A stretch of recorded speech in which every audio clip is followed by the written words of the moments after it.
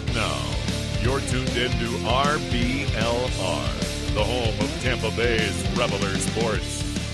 Hello, everyone out there in Tampa Bay and beyond. This is James Knowles coming at you for the RBLR Sports Podcast.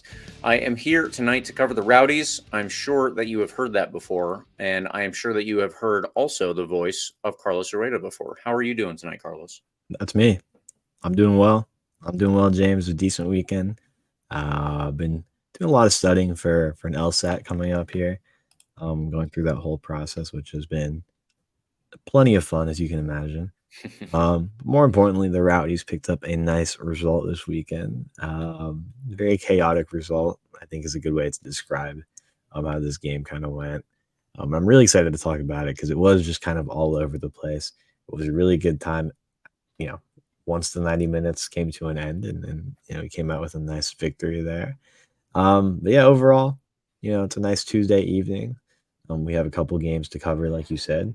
A couple games to cover that we'll get into later on. And one that'll be played, the day this comes out. So very timely podcast, we can say, James. Yeah, that's definitely correct. This week we have those two games that, they're both going to be very important in terms of points, but we're going to have to preview those a little bit later because we do want to talk about the result from this past weekend first. Obviously, that is the way that we usually do it, and there's no point in changing that up right now this week, Carlos. So to say, after this result, everyone in our personal standings got a point as well. That puts you, Carlos, Eureka, and the guest spot all on 20 points. I am on 17. So we will see if I can bring that around. But I will have two chances to do that, as I said, with our two previews coming up. We also have there's a whole bunch of news related to that coming out, and you will hear it, as we get through this, because the first game is the day that you will hear this podcast when it comes out. So just try and I guess stay timely with it here. But if you would like to follow us on social media, you can be even more timely. That was my segue to say, please like and subscribe to us on YouTube or any major podcast platform. And of course, follow us at RBLR Sports on Instagram, Twitter, Facebook, wherever you are. That is where we are as well. Now, Carlos, if you could take us into the quick recap of this game versus Hartford, and then we'll move on to our questions. Yep, James, let's jump into this first game. Like I said, a chaotic one, to say the least. Hartford with plenty of challenges, we could say, coming into this game. Somewhat of a wave of COVID issues for Hartford led them to be losing a few of their players.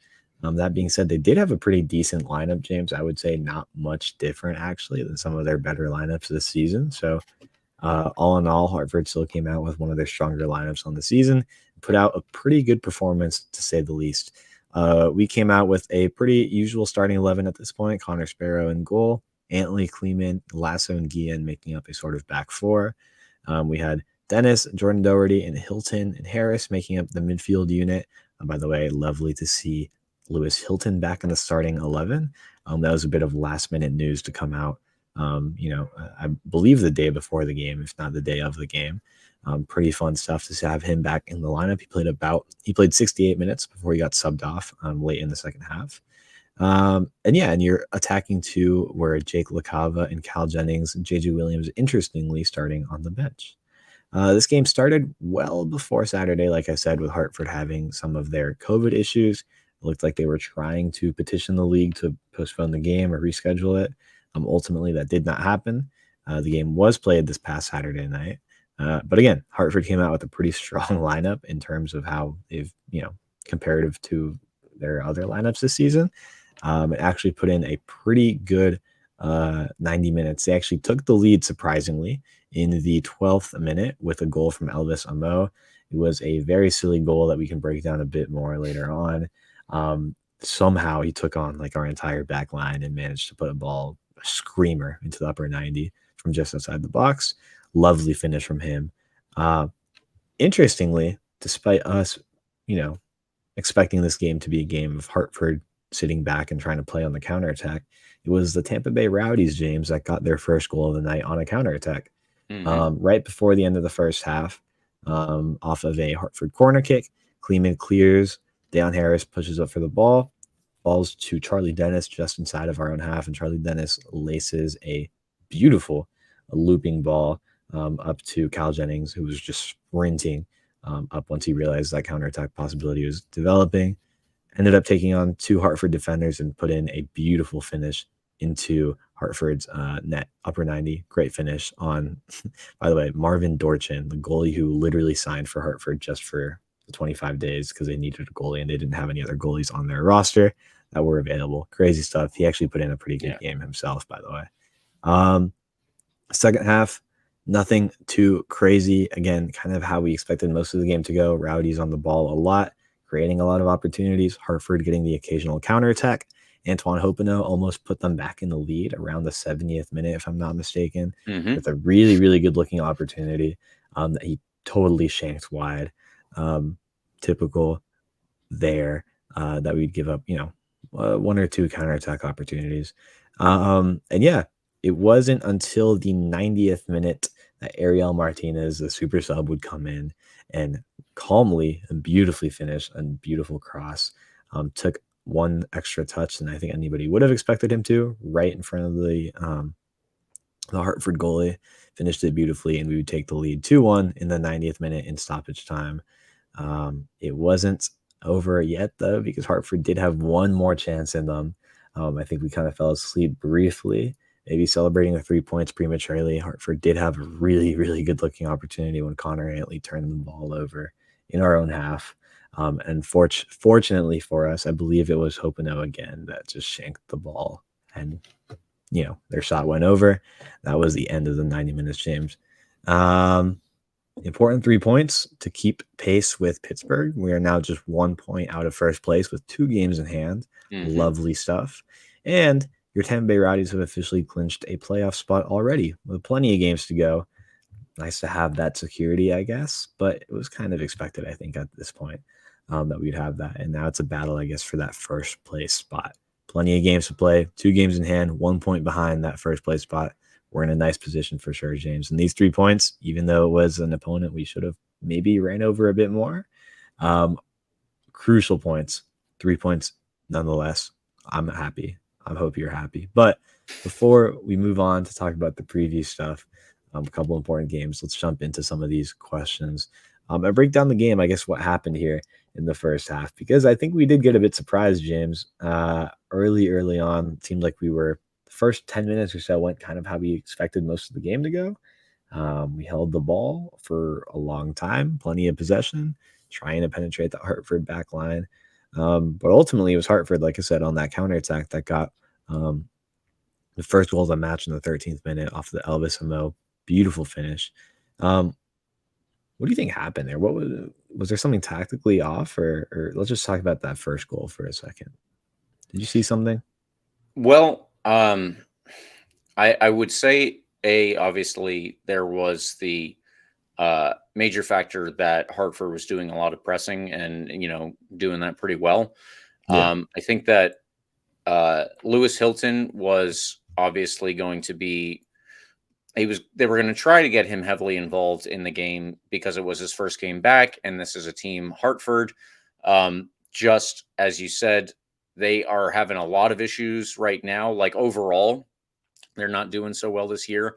That's unfortunate. But in particular, this past week, just to reiterate, they brought in the goalkeeper, Marvin Dorchin, for a 25-day contract. That was one of 2 players they signed to 25-day contracts just because their team had like nobody else to fill out the bench. So they had 15 players in total travel with them. Marvin Dorchin was the only goalkeeper, and he was not on their roster. I think I actually looked this up. They announced his signing specifically on Saturday at 11:54 in the morning. So that's cutting it kind of close. I'm sure that he was training with them beforehand, but just like, it's crazy. Yeah, I was half expecting them to throw out like some midfielder into the goal and see what happened, because it seemed like they were just kind of accepting their fate. But kudos to them. They got a goalie in time. Yeah, it was. I want to go into him a little bit more, but I don't want to start with that right now. Yeah, let's just focus on the way that Hartford played on the field first, because They did a very good job of pressing, as I said. They Yep. were doing, I think that, there were a couple different times when their midfield just looked like it had an extra man compared to our midfield. And I don't think that we were, I wouldn't say that Lewis Hilton looked rusty, but at the same time, maybe he wasn't just quite up to the pace of the game, especially in September in Florida. If Yeah, you're used to that's a good way that, to put it. yeah, if you're used to that, then I think that that's the game that you're playing in week out. Then I get that. And um, Lewis Hilton, if he's coming back and starting this past weekend, then obviously he's been training for a little while. We can say that much. But the difference between training and a game, it's not like it's not wildly different, but there are still very, very big differences in intensity, and there are very big differences in just really how much you want to win, I guess. If you win at training, that's all cool, and you get your picture taken, I guess, and posted up on the Rowdies Twitter feed. But if you win in the weekly game that you're playing, in this instance versus Hartford, of course, then you get Yeah. 3 points and you actually get a chance to, host more playoff games, all of these different things that are on the line that are extremely important. So obviously the stakes are very different there. I don't have to say that any more than I already have, but yeah, I think that Lewis Hilton will be perfectly happy with his performance considering the circumstances for him. And I think that the Rowdies will as well. It's entirely adequate to have had the game that he had here and then continue to build as we work our way into the playoffs in a little over a month's time now. But I would like to expect that this is just a starting point for him. For everyone else, I don't think that it was. I think that everyone kind of came into this game, and there were moments that I would say. I'm trying to hedge myself here a little bit, Carlos, because I feel like I'm leaning towards complacency, but I know, and we didn't get to talk to the team after the game, but I know if I spoke with anybody, they would say we're not complacent. But at the same time, if you go into a game and you're playing a team that is in last place, you're going to have certain expectations about how the game is going to go. This team is in last place, and they're missing all the players that they are. That builds on your expectations. And they don't have a professional goalkeeper. That's, I hate to put it that way, but I do honestly think that the Rowdies at times, of course, not over the whole 90 minutes, of course not, they are professionals. They're going to go about things at a certain level, even on their off days. But, I do think that they came in with this expectation of how the game was going to go. Probably obviously didn't start that way. And then it was kind of difficult for them to get back into it to the level that they wanted. And of course, luckily they did in the end, but they were also taken aback by the way that Hartford was able to press, because they were doing that very well. I think that, as I said, with the midfield, it looked like sometimes they had an extra man. I actually had a little bit of help from John Morrissey with that particular play, where afterwards I looked back and he said that he noticed there were one of the center backs coming in and out of the midfield, specifically when they had, or when the Rowdies had the ball, obviously, then they would have one of their center backs step up and help out. And that would prevent any of the Rowdies players from being able to play in between the lines that were created with their 5-4-1 when Hartford didn't have the ball. So that was an interesting little, tweak in their play. Other than that, though, yeah, I would place it down probably to a little bit of complacency and kind of overlooking this game, expecting that it's going to go and you get 3 points and you kind of go home. Either way, it didn't work out exactly like that, as we've seen. And Hartford, I think the goal that they scored, while we're on the topic of how they played, that was a brilliant goal. It wasn't at the speed that I think the Rowdies should give up a goal like that. If I'm pointing out where I see problems that I would point to, I don't know if this is complacency or if it was just maybe poor form or something like that. But I think, Carlos, correct me if I'm wrong, I believe in the play that led up to it. So Hartford has the ball at the back and they, are passing it back and forth, looking for lanes. So it goes to the left back and he's able to beat his man and cut inside.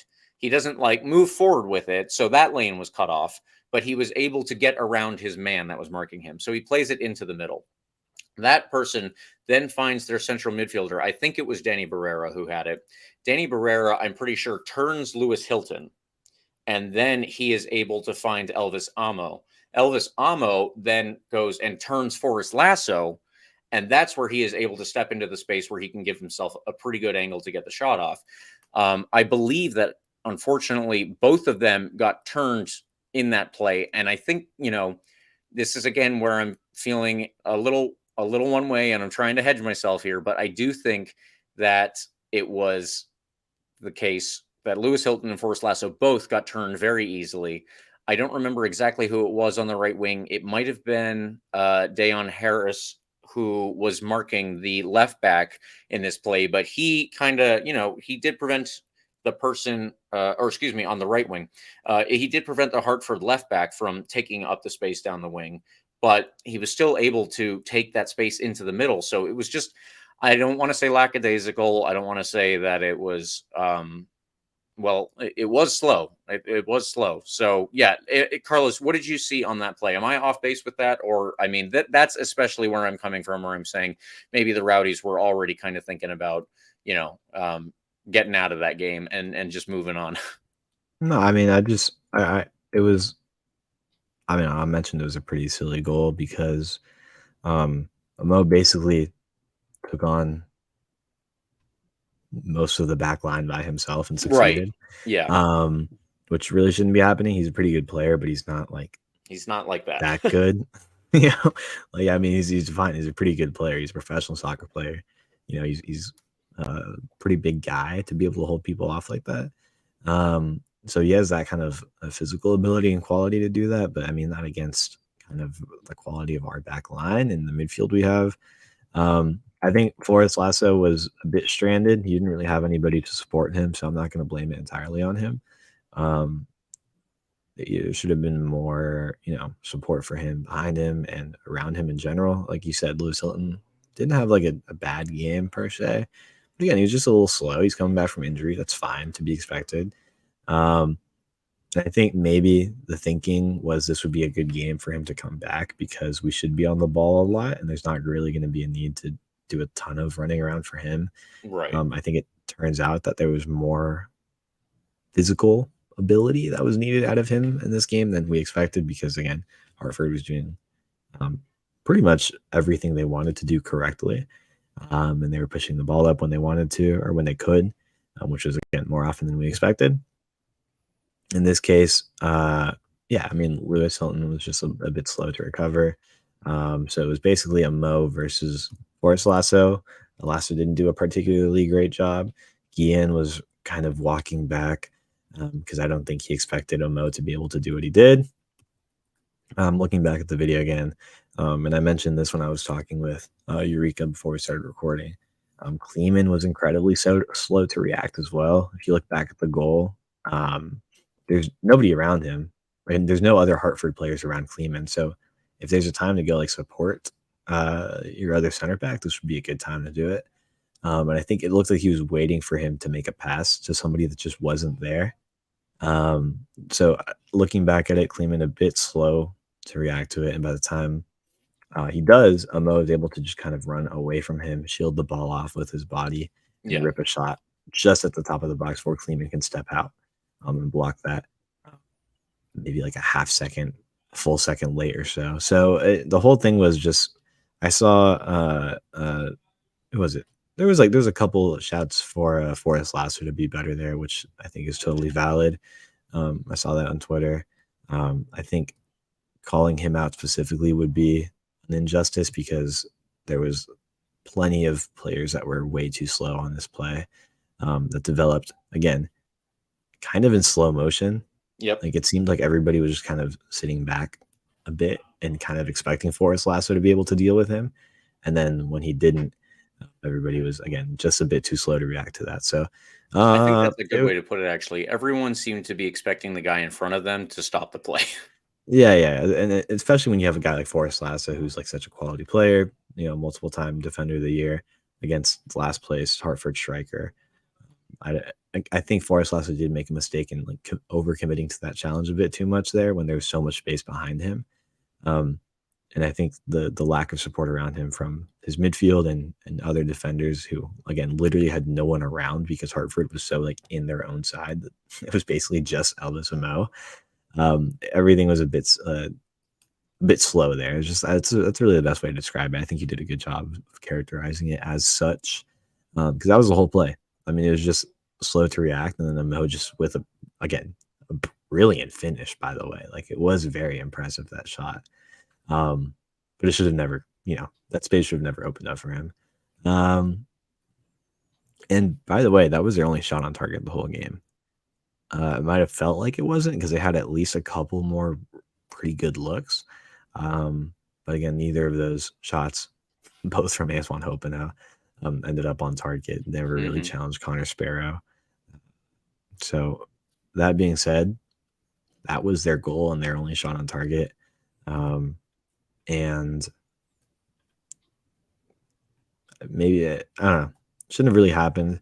You expected them to get at least one, maybe two shots on target throughout the whole game. So, like in terms of opportunity creation, I think we held them where we wanted to hold them. But it's unfortunate that one of those low XG opportunities, I guess we could say, actually developed into a goal for them. So that was it for them. Honestly, I think. Did I miss anything on that play? Is there anything else you wanted to give a shout to? Draw my attention to something else on that play, because I'm looking back again at the highlight of that goal, and I think the way you characterized it was good. Just pretty slow to react, and unfortunate that it came against this last place team, who, by the way, seems like we've had a bit of a trend in putting away these last place teams throughout the season. If you look back at Las Vegas, it happened against them.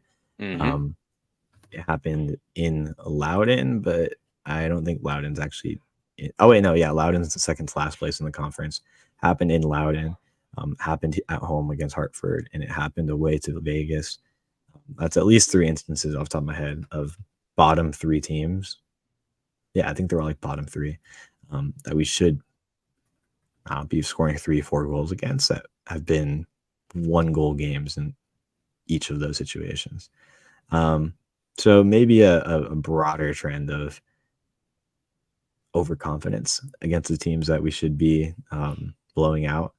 But at the end of the day, we still managed to scrape by and get 3 points against all those teams. So I can't really complain that much, but something to draw everybody's attention to going forward, to keep an eye out for those trap games. And I think at least the team now is very conscious of that as well. So I don't know. I don't know how many more times we play these bottom last place teams. We play at Hartford and we have Loudoun at home. So mark those games on your calendar, and I guess mark them as 1-goal games and not blowouts, because that's the trend we've seen. But that's all to say that first half I think went about how I expected, except for the Hartford goal. So nothing crazy for me to say other than that Cal Jennings goal and end of the half was beautiful, but we can get to that in a second. Yeah, no, that goal was good. I think that was kind of, again, what we have come to expect from Cal Jennings, just that every so often he can come out of nowhere and score a very nice goal. He can do a lot of it himself, almost like Elvis Amo had done whatever time, however many minutes beforehand. But also, as you said, it was a counter attack. It was off of a corner kick that had kind of broken down a little bit. And then Charlie Dennis just had a giant whack of the ball to clear it out. Cal Jennings does Cal Jennings things, as someone said it last week. I think John Morrissey again. But it's really good to see. I think in the second half, the Rowdies just kind of held. They were trying their stuff. Obviously, they were trying to break down the team the way that we would expect the Rowdies to, but they ultimately did have to bring on Ariel Martinez and Lucky Mkosana, and Lucky Mkosana had a chance too. But yeah, they were just playing with 3 strikers, those 2, and JJ Williams, who came on.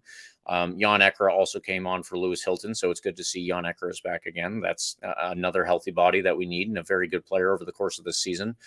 When it comes to the second goal, I think that was just, us trying over and over to do to play the Rowdies way, but with more players higher up than we would usually have. So Lucky, JJ, and Ariel Martinez all kind of playing up top in different spots. And then, every so often they would switch because JJ Williams is very mobile as a striker, which is fantastic to see, of course. But yeah, I like all of them, coming off the bench and doing what they do in this past game. I think that they were all very active. I think that they were all very purposeful about their runs and everything like that. So, it wasn't everybody came on and they were like, well, we have to go and win this game. We have to go and get 3 points. 3 points are going to be very necessary here over the course of us staying in the playoff race. And actually, I should say the race for the top of the Eastern Conference overall. I really did appreciate how much all of them, gave at the end. And I think that Ariel Martinez getting the winner is pretty just. Jordan Doherty with a nice little assist there, but he was combining well with Connor Aintley on the right side, and Jan Ekra I think came in and was doing pretty much exactly what he had been doing beforehand. He's a quiet guy when it comes to the stats, but I guess there just aren't a ton of stats that measure everything that Jan Ekra contributes to a team. Like, he doesn't do the goal. He doesn't score the goals. He doesn't get the assists. I will say that, but he does so much more in terms of carrying the ball forward, carrying the team forward so that we're advancing our attack. And I think that he came on and did that perfectly well. So I like that we have both him and Hilton back naturally.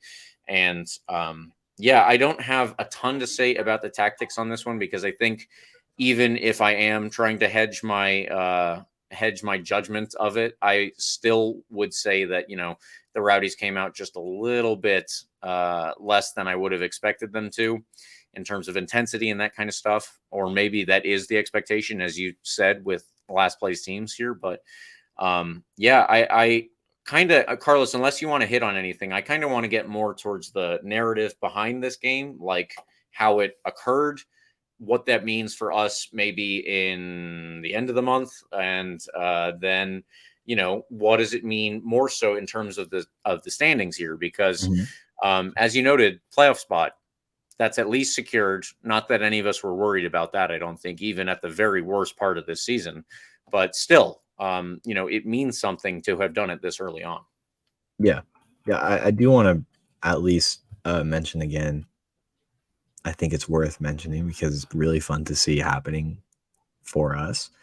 The Cal Jennings goal at the end of the half, very characteristic of like you said, a Cal Jennings goal, what we expect that to look like, just kind of happening and taking on two guys by himself and saying, screw it, I'm going to do it. And he rips a shot with his weak foot into the upper corner. Awesome stuff.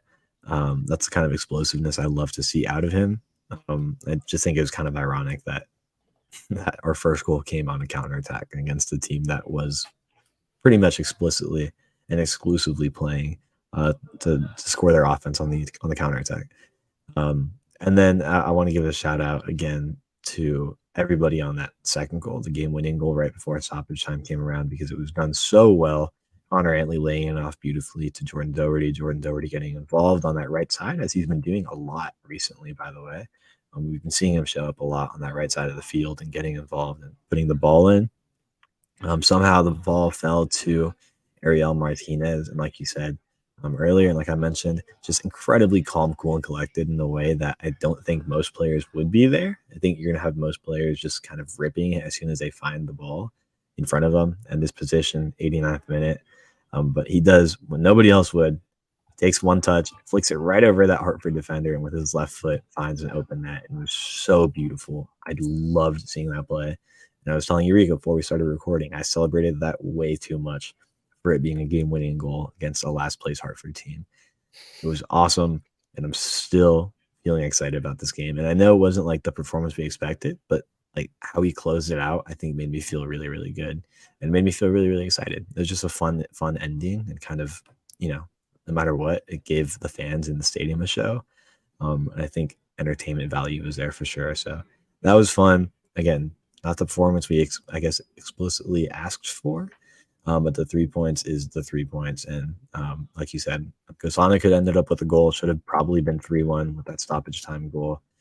We did get a bit lucky with those Hartford missed opportunities, but I guess that is Antoine Hopino's MO. He had 2 really open looks and somehow missed the goal entirely with both of them. So thank you to the former Rowdy for being the double agent there. I'll And take thank that. you to my fraternity brothers in the living room for yelling at the top of their lungs. I hope you don't hear any of that. I think they're playing FIFA out there, so that would make sense. And yeah, so I just wanted to like summarize my thoughts on this game with I'm pretty happy with how it went, despite the 2-1 result, despite only winning by 1 against the last place team. I think the character of the team showed through in, bouncing back after conceding that early goal. I think that can take a huge psychological toll against the last place team with all the circumstances that they're dealing with. I'm pretty happy with how everything went. And I'm happy with Nicky Law's insistence on offensive soccer. I want to mention that at one point we had, basically every offensive player in our arsenal on the field at the same time. We had like Charlie Dennis out there, LaCava was out there, Cal Jennings was out there, JJ Williams was out there, Joshua Perez was out there, and Ariel Martinez were all out there at the same time before substitutions were made, bringing out some of those offensive guys. So that was pretty funny to see. He took out Kleeman for JJ Williams early in the first half. Like, we were just sending it. We were I think it was understood that these 3 points are absolutely necessary. It's a must-win game because it's a must. Like, they're free points. Yeah. And I think Nicky Law was understanding of that and willing to throw out all his offensive arsenal onto the field and seeing what happens. And eventually it worked. So overall, 3 points, and I'm happy, James. Yeah, that is a good summary. A win is a win is a win, as they say. And the thing that I wanted to say about this game is that I guess I want to kind of take it out of the game here. Like, we qualified for the playoffs this game. That was also due to a loss on the part of the Miami. I don't think qualifying for the playoffs is a big story here because, as I already said, that was expected. That's at this point, if you're a Rowdies fan, I guess, Hartford fans can complain about this all they want, but that's kind of an expectation as a Rowdies fan, is that you make the playoffs. The fact that we did it so early is the thing here, because the Rowdies started off this season very poorly, as most of us, I think, by now have forgotten. But it was a very rough season at the beginning. Now we are 1 point behind the leaders of the Eastern Conference, Pittsburgh, as you already noted, and we have 2 games in hand over them. Those are going to be coming up quickly, but the point is we can overtake them. I think that I forget who's out west, but I think that we can overtake the whole league at this point and, lead the whole table. So that's amazing. Hartford fans are going to complain about this game having gone forward. And you know what? I'm not a Hartford fan. I totally get that, though. At the same time, the Rowdies have been dealing with a ton of injuries. We made a signing to our field roster. I'm trying not to say that. I'm trying to say the roster minus the goalkeepers. We made a couple of different signings to help out the players that we have that are supposed to be out on the field. Ryan Spalding was brought in on loan when New England recalled him. By then we had brought in Jake LaCava from Inter Miami. That's another player we brought in on loan. We made a signing in Josh Perez. He's a player that I had forgotten was available because, he was with the Miami last year. But he didn't make a good enough impression, I guess, that they wanted to keep him around, and he was looking for a club. Luckily, he was fit because we do need somebody to fill in on the wings. And this isn't to blame Hartford for the situation they're in. They got hit by COVID. And, I think that it was 10 players that they're missing. It doesn't matter if you are making signings or not. If you lose 10 players, unless you're Chelsea and you have 3 teams worth of players on your first team roster, then, that doesn't really matter. So I feel really bad for Hartford fans, but at the same time, with fixture congestion, we're getting towards the end of the season. When are we supposed to play this game again? Let's maybe calm down a little bit with the vitriol online, but, I apologize for the Hartford fans that feel like this was going to go differently. And, it almost did, I guess. Yeah. But I really, it's not that I don't have sympathy, but I am also of the opinion that there's just not a lot that the Rowdies could have done if they were in charge in any way of making a decision about postponing this game. I can't see how well they're going to be able to do that. So, unfortunate, but fair enough. And again, worth pointing out, by the way, that this looked like one of their better performances in a while, with a roster that looked as good as most. Or I can't say I've watched all of the Hartford season, to be honest, Sure. but based on what I've seen, some of their past rosters, past lineups throughout the season, it looked like a pretty good lineup. Not too different from what they would play out had they had most of their guys on the field. I think it was pretty close to what we listed in our preview last week. Yeah, minus, I guess, Marvin Dorchin. I'm sorry if I mispronounced his name. I forgot. Dorchin is his last name. I think Marvin's his first name.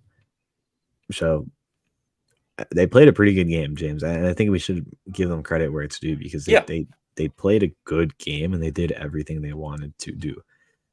Whoever their manager is, and I'm sorry, I'm forgetting the manager's name, had a game plan and they executed it almost to perfection, literally almost to perfection. They probably had more dangerous or maybe at worst, like, they had as many, like, quote unquote big chances as we did. We had a lot of possession, but they also had they had several good looking opportunities, and FOBMOB actually says they had 2 quote unquote big chances to our 1. So I don't know, I'm not going to say they outplayed us or anything, but they certainly played a good game, and I think we deserve the win at the end of it, just because we outshot them, outpossessed them, and I think at the end of the day had the same amount of pretty good looking opportunities, plus a moment of magic from Cal Jennings taking on the entire team by himself.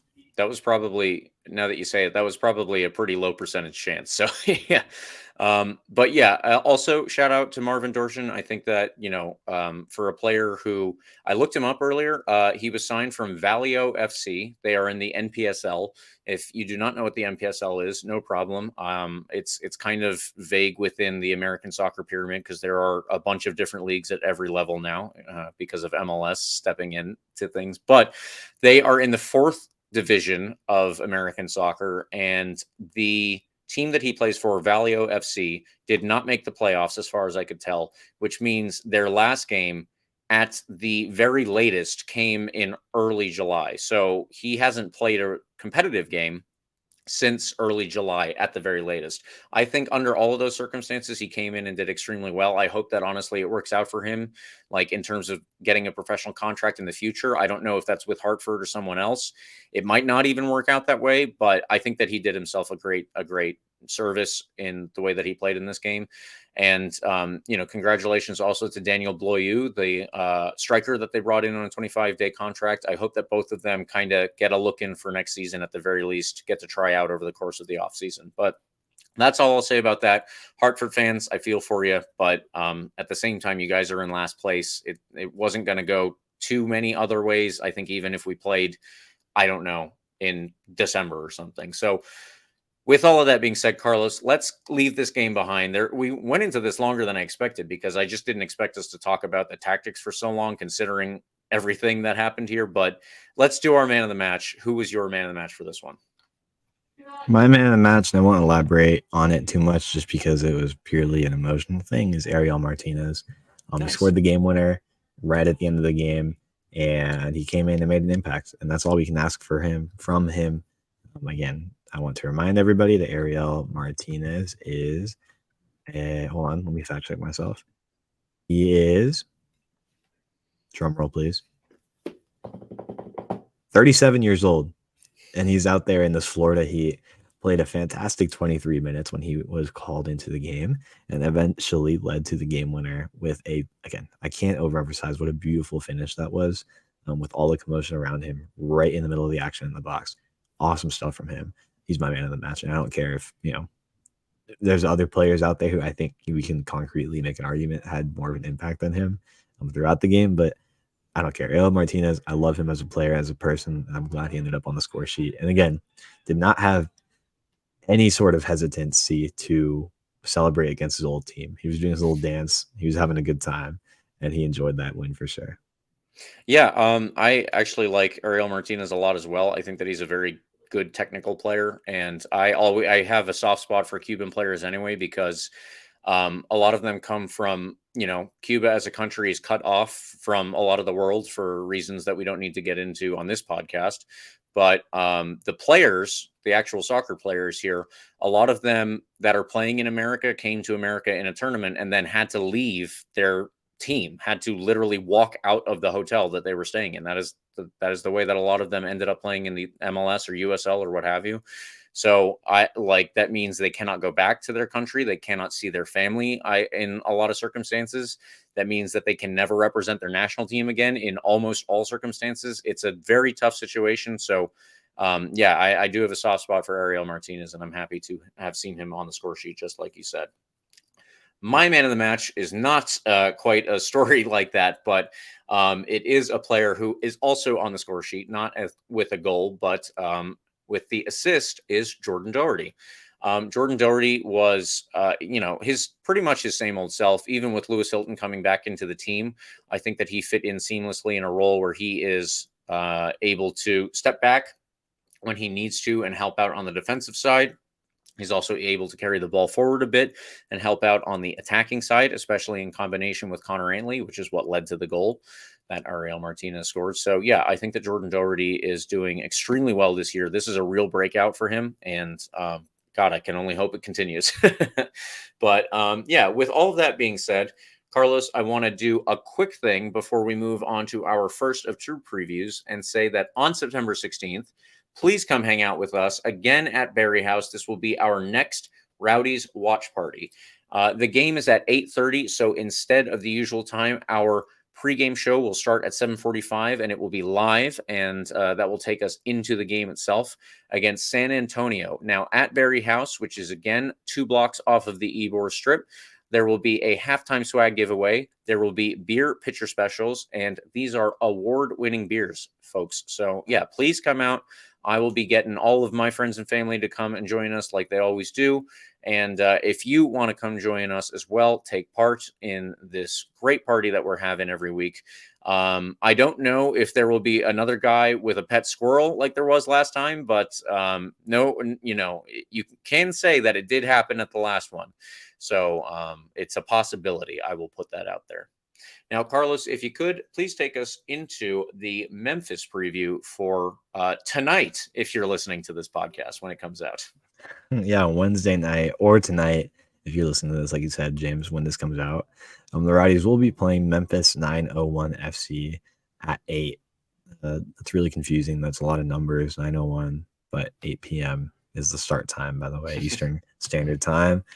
We're playing in Memphis in what is arguably one of the worst fields in the league.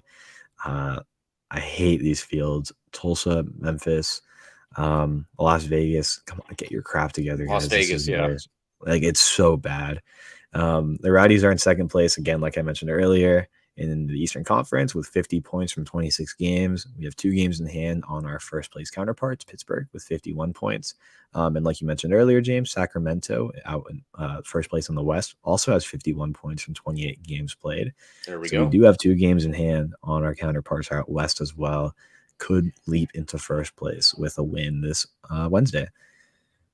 Memphis are winless in their last 3 after winning 2 in a row.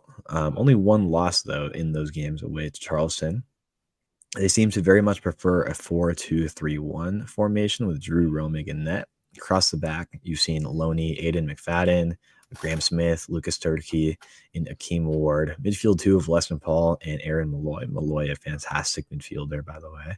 Luis Fernando, Bruno Lapa, Jeremy Kelly in front. Luis Fernando, former Rowdy, who I don't think we ever actually got to see play on the field, but he was rostered. But now he's out in Memphis and has been getting much more playing time over there, has found pretty good success over there, and has done pretty well against us in past matches against them. DaCosta for Memphis has 9 goals this year. Luis Fernando has 6. Laurent Casiedu,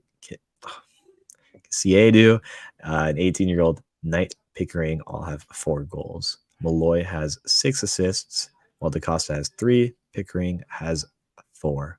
The central midfield of Paul Malloy backing up Lapa or Emerson.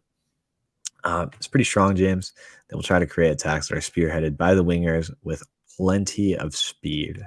Malloy has the most chances created this year, as well as the most accurate long balls per 90 minutes. So this should give you an idea of how he, James, like you said, quarterbacks the team. Like I mentioned earlier, they have a very tough field to play at, and they have a pretty good advantage in, I guess, knowing the ins and outs of playing at a crappy baseball field, since they play there every time they play at home. So it's going to be difficult.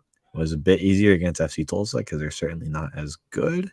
But Memphis 901 is just a bit better, and they're playing at home. It's going to be a tough result, it's going to be a tough game. It could be difficult to get a result out there. James, did I miss anything in that Memphis lineup? I fully don't know too much about Memphis. I just know I am surprised to see Luis Fernando getting a bunch of goals because he was advertised to me as more of a central midfielder, but he's out here scoring plenty of goals for Memphis. Yeah, Luis Fernando, as far as I have seen from what I have looked at Memphis, he is playing kind of as a right winger, but I should say that's kind of where he starts games. Obviously, that is not where he necessarily ends up at all times, just like we have seen with Jake LaCava, Leo Fernandez, Dayon Harris. They are all over the place, and they will start there, but they will move around. Regardless, he's been doing very well. I think that it's unfortunate that he was so injury hit when he was with us, because apparently we had a pretty good player. I looked him up, and he comes from Brazil, but he originally moved to the U.S. to play for the Richmond Kickers, and they are in the USL League One, so third division. From there, he moved on to Atlanta United second team. So he's playing for their MLS reserve team, obviously. And his record there was so good, like he was doing so well in terms of the stats and everything, that the Rowdies signed him, but it was just his injury problems that kind of held him back. And like I said, that sucks for us, but it has worked out for Memphis because we didn't keep him, and now he's doing extremely well. The other player that I wanted to highlight, especially other than Aaron Malloy is somebody that we're really going to have to try to shut down to control this game at all. I think that we can do that. I don't know, what our ability to man mark him is going to be. That's probably out of the question, but I think that we're going to have to focus a lot of effort when we don't have the ball on pressing them and making sure that they don't have a lot of time with it, because if he has time with it, he will find somebody, and he will find somebody in a dangerous area. But the other player that I wanted to highlight is Aiden McFadden. Aiden McFadden is with Atlanta United. He was playing a lot for their Atlanta United 2 team, just like Luis Fernando. He was doing so well for them that he actually got signed to the MLS roster. Unfortunately, that's a big jump, so he hasn't been doing a ton for them. And with that being said, he has joined Memphis on loan. He is a very good player. He has given us fits even with Atlanta United 2. We would go and we would beat Atlanta United 2, but he was one of 2 or 3 players that I can remember that was always keeping it close. The other being Robbie Mertz, who I think is at Pittsburgh right now. Either way, those are 2 players that we need to keep an eye on in terms of attacking us, like with the ball at their feet. Aaron Malloy is the player that we need to keep an eye on in the midfield, and hopefully try and shut him down before we move on. Now, this one, Carlos, it's going to be a tough game. I'm not sure how this is going to go. Yeah, James, I think for me, this is a game where I wouldn't be surprised if we win. I'm going to give a result that's not a win for the first time in a while, but it's not necessarily me saying that I don't think we can win. I actually think it's a pretty good chance that we do win. I'm just feeling a 1-1 draw as my official prediction. Okay. Memphis has, I don't know why I was thinking we're playing Harvard again. Memphis is correct. That's a team we are playing. They've been pretty good at picking up draws recently. They've had more than a few of them. Their last result was a 1-1 draw against Detroit away. They drew against Indy 11-0-0 at home. So I think just because we played a game on Saturday and it's kind of a quick turnaround, I wouldn't be surprised if our offense is a bit slow. If we struggle to get things off the ground and Memphis scores a silly goal on their weird turf situation and dirt on the outfield because it's a baseball field. It's a weird field to play at, and it has its challenges, similar to when we play at Tulsa or Las Vegas. So I wouldn't be surprised if a 1-1 draw is the result. That's at the end of the 90 minutes. I do think we're a pretty significantly better team overall. And I think if we're playing at home, we win. So I don't know. I guess that's for later in September when we host them to see if that's actually true. But I think for now, going away, we'll pick up a 1-1 draw. Okay. I will say that producer Eureka has gone with the downer side this week, and he has said a 1-0 Rowdies loss. So we do Ew. not have a guest spot yet. That will be out by the time we have the tweet with our predictions. But with your prediction and with Eureka's prediction, I'm going to have to go bold here because regardless of what I expect to happen, I need to make up some points. So I am going to say a 1-0 Rowdies win because if the Rowdies win, even if it's not 1-0, I would at least get a point while nobody else did. So that's what I'm going to have to go with. Sure. And again, I do think it's a very valid prediction and maybe even, no, I'm not going to say likely, but I think it's a very valid prediction because I think we're a better team. But just playing away in that it's going to be difficult, yeah. It's just there's a lot of external factors as well, and we're playing against a pretty decent team in Memphis. I wouldn't be surprised if we get the 1-0 win, but I think a draw is kind of more likely in my eyes. And to be clear, though, a draw would still leap us into first place with 1 game in hand over Pittsburgh, which would still be really nice. Based on goal differential, we'd still be in first place. We would also leap over the second place Western Conference team, but be just behind Sacramento. They would have, I guess, 1 more goal differential. They have 1 goal better goal differential than we would if we draw. So it'd still be in second place overall, but we would leap into first place with a draw and still have that extra game in hand. So a draw, not the worst result. Actually, it's That's a pretty true. good result if that happens. But a win would be obviously even better. All right. Well, that will do it for our preview of the Memphis game. Now, Carlos, we have another one to preview because for some reason the USL says that you must play some midweek games in the middle of the season. I don't get why, but whatever. Here we are with one of those. Could you take us to the Saturday game preview, which is back at home? Of course. This Saturday, a few days after this episode comes out, not the day of, we play Louisville at home in what surely will be another really good game and on a better field. So we don't have to worry about the external factors of playing on a literal baseball field. We're hosting Louisville City that Saturday night. Again, I'm not going to say the Rowdies are in second place again, although I guess I just said that, so it doesn't really mean anything. Louisville is currently in 4th place with 43 points. They played 1 extra game than we have. They're 7 points behind us. They're in pretty decent form. They will be coming into this game without having played on Wednesday, so they'll have a bit of a fresher roster and starting 11 than we will. And they've won their last 2 games. They have a lot of positional flexibility for sure, and they can match whatever we put out pretty much, player for player. Again, I think overall we still have the better roster, but they certainly have a really, really good looking lineup of their own. And that will be Ali Samel with Manny Perez, Sean Toch, Cal Adams, and Amadou Dia, or Oscar Jimenez at left back. They have used Rasmus Tillefson and Tyler Gibson in front of that. More recently have gone with Carlos Miguel and Paulo Di Piccolo. Wingers include Ray Serrano, Elijah Winder, Jorge Gonzalez, Brian Ownby. Expect Cameron Lancaster on top. So they have plenty of quality and depth as per usual. And that's not even mentioning their local guy, Wesley Charpie. So again, plenty of talent, nothing unusual against Louisville. I will say they're not like at their best like they usually are. They're always kind of like in first place. They're in 4th place, but they're still pretty good. They're not that far out of first place. They've won their last 2 games. They went away to Colorado Springs and won 3-2. And it was kind of a barn burner, actually. Wild game. I would check out those highlights if you have some time. And their game before that, their last home game was at home against Oakland Roots, where they won 2-1 with a stoppage time winner from Jimenez in the 98th minute.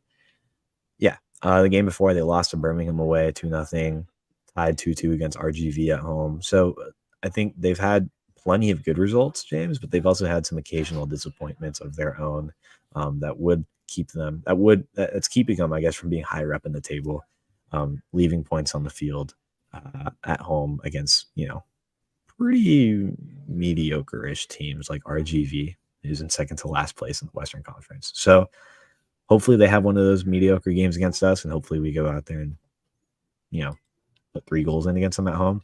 But it'll certainly be a difficult game. They're definitely incorporating more homegrowns after Joshua Winder. Like I mentioned earlier, his brother Elijah, also Carlos Miguel, non-homegrown players, such as Wilson Harris, are getting a ton of minutes as well. Wilson Harris is a very, very good-looking attacker for their team. Again, plenty of depth. I don't think this is a team that's going to have problems with, rotating players in the heat of St. Petersburg. Lancaster and Harris each have 5 goals this year. Ownby has 4 assists as well, as the most chances and big chances created, according to FotMob. They will employ their wingers in this buildup, and like I mentioned earlier, it's going to be a tough game. It always is. There's a bit of history in this fixture at this point, but again, winning is super important at this point in the season. With these 2 games we currently have in hand over our first place counterparts, every point is so crucial and can put us in a really, really nice spot at the end of this week if everything goes well. Yeah. We're still behind Pittsburgh. Hopefully that changes by the end of this week. James, am I missing anything in this game? Do you have anything else to highlight on Louisville? No, this game is just going to be, everybody who is a Rowdies fan knows what it means to play Louisville City. They are going to be a tough team. They are currently behind us in the standings, which suggests that they're not playing as well as they usually would. But at the same time, we know that this is going to be a game. They're going to be up for it. Even if they, they want 3 points, but even if they didn't want the 3 points for some reason, they would just be up for this game because it's against us. I'm lukewarm on this one, I will say, because I think that it's just, it's going to be a tough one. And I am hopeful that, this is another one where we can pull out the win because we need it. But I would really like to stick it in Louisville City's face. Let's just be honest here. I think that all Rowdies fans would agree to that. Carlos, do you have anything else that we've left out, or do you want to get into the predictions on this one?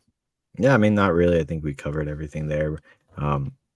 They're good. They have a decent roster, good roster, one of the better ones in the league. I think, again, overall, we have a better roster and a better starting 11. I think at home is a nice advantage. The heat is a huge factor, especially this time of year. Louisville has plenty of players to rotate, so maybe not as big a factor as it would be for some other squads. That being said, I think the home field advantage and that heat is a real factor. I think that Wednesday game hopefully goes pretty well, and we're coming into the Saturday game with some good momentum. And I think we get the win on this one at home in the heat. I think we win 2-0. Okay.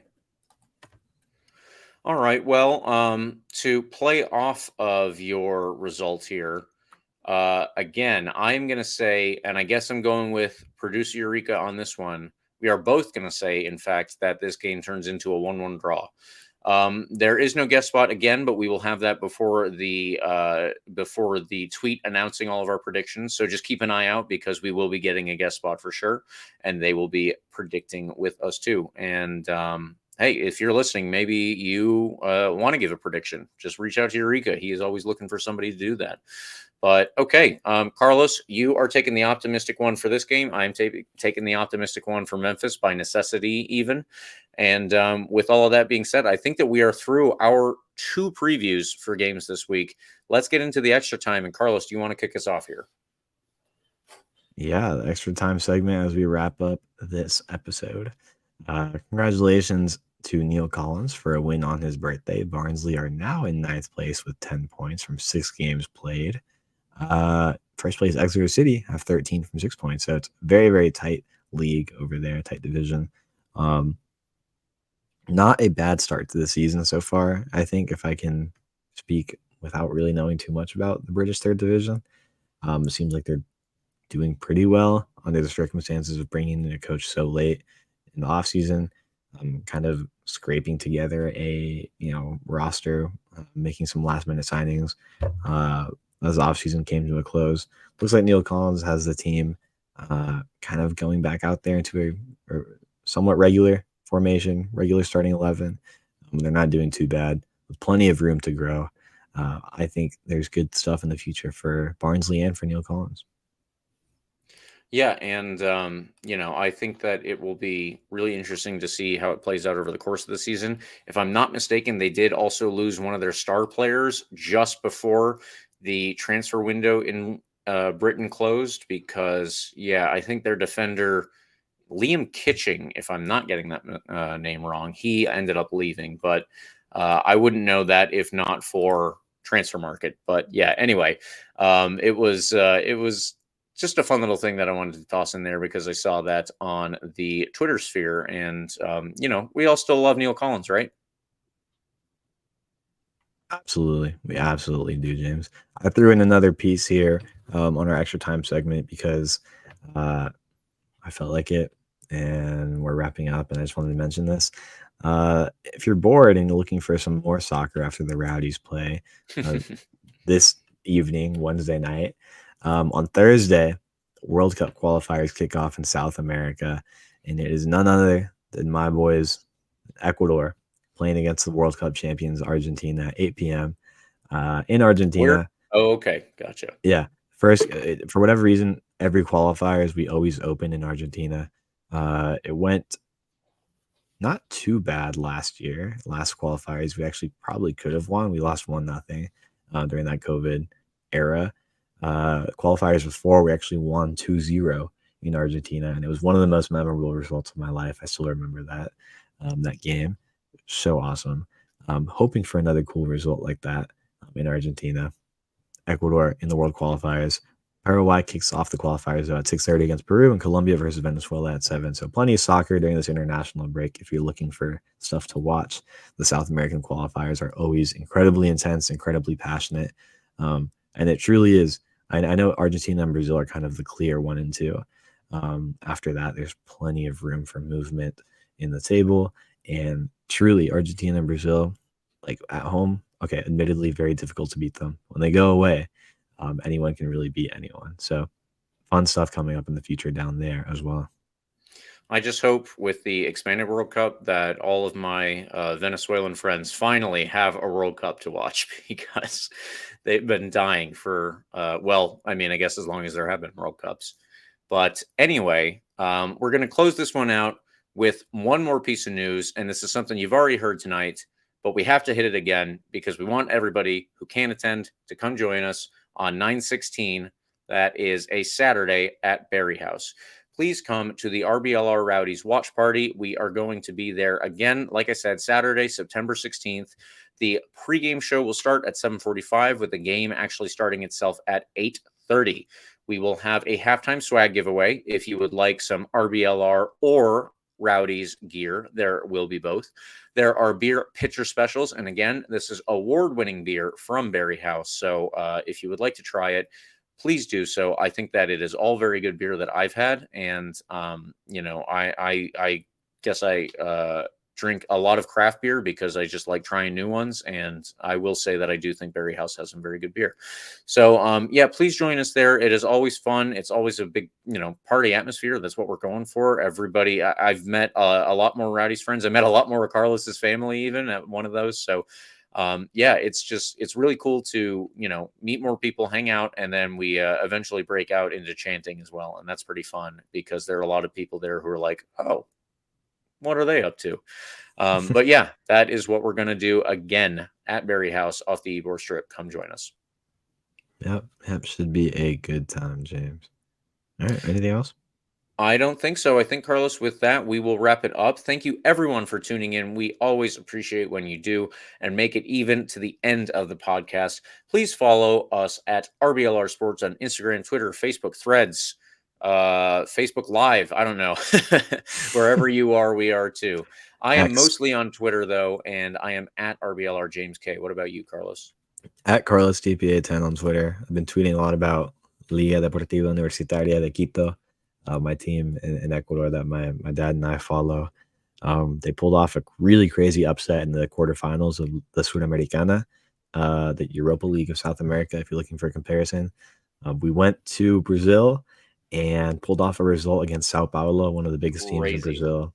and actually ended up winning in penalties 5-4 against a star-studded lineup, which includes names like Rafinha, James, Lucas Moura, and somehow we pulled out the result against them. It was really, really awesome. And shout out to James for missing his penalty and sending us Shout to the out. the semifinal round of that tournament against Argentinian side Defensa y Justicia. All right. Well, that is a good thing to highlight because I am actually really enjoying South American football now that I have So good. I have found that I have access to them through my way too many subscriptions. But please like and subscribe to our podcast. Of course, you can get more of this if you'd like. We are on YouTube where you can get the full experience. And if you just want to listen to us instead of seeing us, you can do that as well. We are on Spotify. We are on the iHeartRadio app. We are on Apple. We are on Google Podcasts. Wherever you are, social media, podcasts, even YouTube, we are there too. For another week, with a win and 2 games coming up for the rest of this week. Come on, you Rowdies.